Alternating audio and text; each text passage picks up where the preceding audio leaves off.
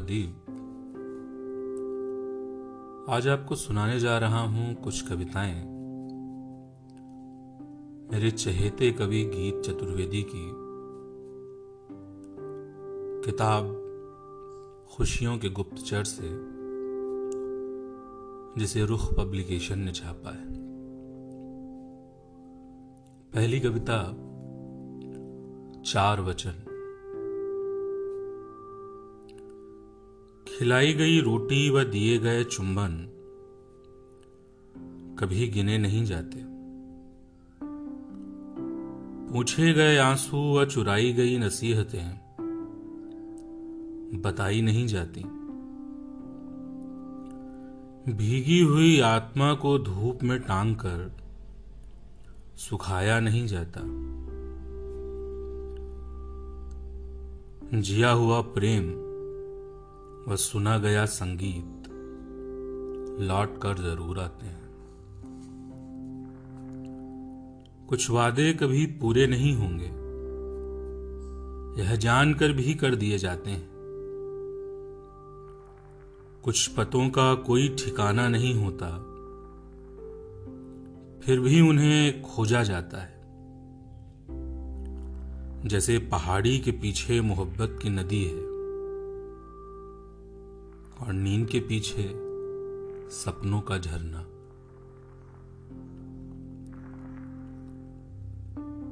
तुम बहेलियों के बुतों पर फूल मत चढ़ाया करो, इससे चिड़ियों के पंख में दर्द बढ़ता है।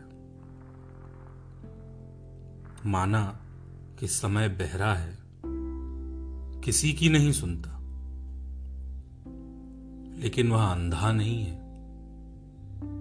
देखता सबको है। सुनता हूं, यह बोलते हुए मैं सुनता हूं। सुनना एक तरह का न्याय है जिसे वे समझ नहीं सकते। बोलने के उन्माद में जिन्होंने किसी को नहीं सुना। सिर्फ गाने से ही नहीं बरसता मल्हार, सुनने से भी जल सकते हैं दीपक। सुनना शामिल होना है, फिर भी बोलते हुए के हुजूम में कितना कमतर आंका सुनना। सबसे दुर्लभ गीत वही याद रखते हैं जिन्होंने बेहद खामोशी से उसे सुना। सुनने से जिंदा हो जाती हैं कहानियां। जलधारा नदी कहलाई कि हमने उसके नाद को सुना। जैसे रूमी कहता था, कोई सुन रहा है, इस खुशी में मुर्दे भी जाग उठते हैं। दूर बजता संगीत। संगीत की आवाज बहुत दूर से आ रही थी। मैं आवाज की दिशा में बढ़ता रहा बरसों।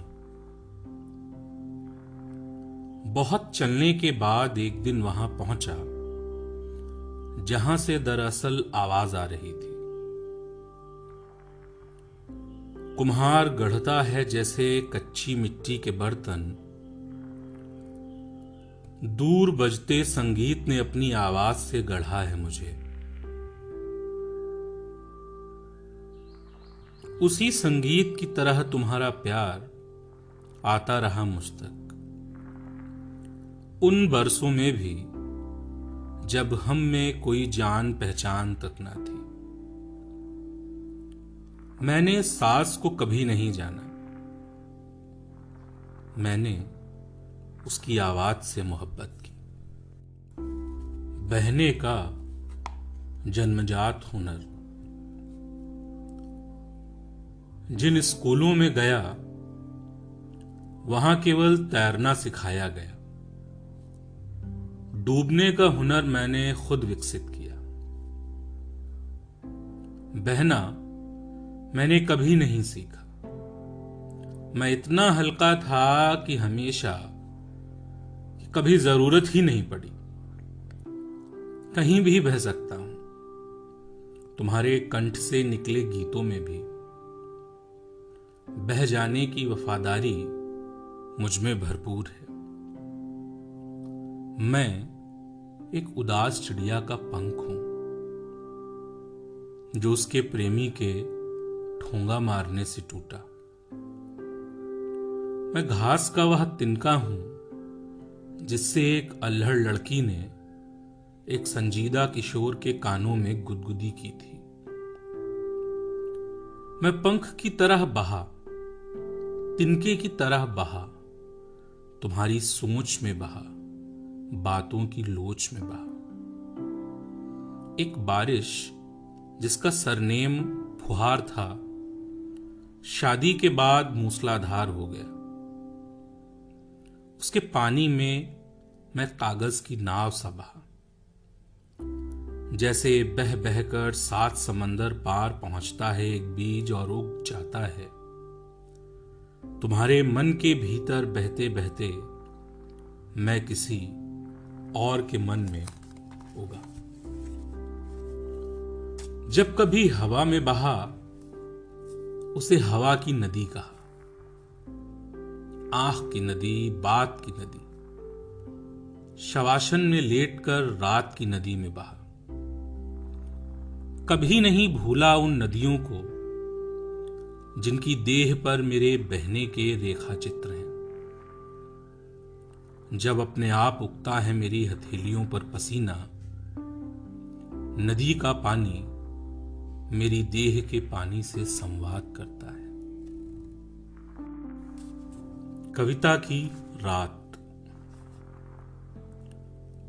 हर साल एक रात ऐसी आती है जब एक कविता किताब के पन्नों से निकलती है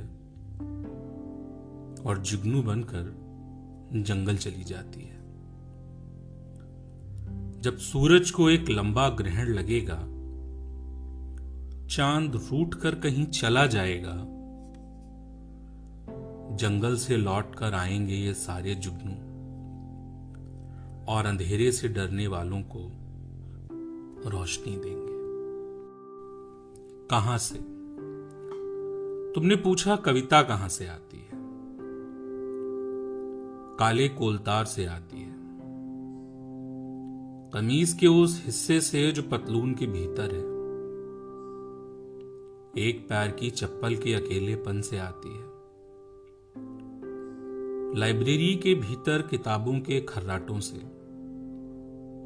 सिर की एक अजनबी नस में हुई पीड़ा से, तुम्हारे ना पढ़ने से, कभी कभी मेरी खांसी से आती है। मेरी हिचकी एक अधूरी छूटी कविता द्वारा लगाई गई पुकार है। तिनका। मैं घास का तिनका हूं, लेकिन ऐसे अजीब आकार का कि दूर से देखने पर तोप लगता हूं। इस कारण मुझ पर हथगोले बरसाए गए। मैं तब भी नष्ट न हुआ, तो उन्हें यकीन हो गया कि मैं तोप ही हूं, और वे नई नई योजनाएं बनाने लगे। कोई उनसे कह दे कि इतनी फिक्र ना करें, मैं प्रतिभावान हूं, खुद ही नष्ट होऊंगा। उनके तरीकों से बेहतर होगा तरीका मेरा।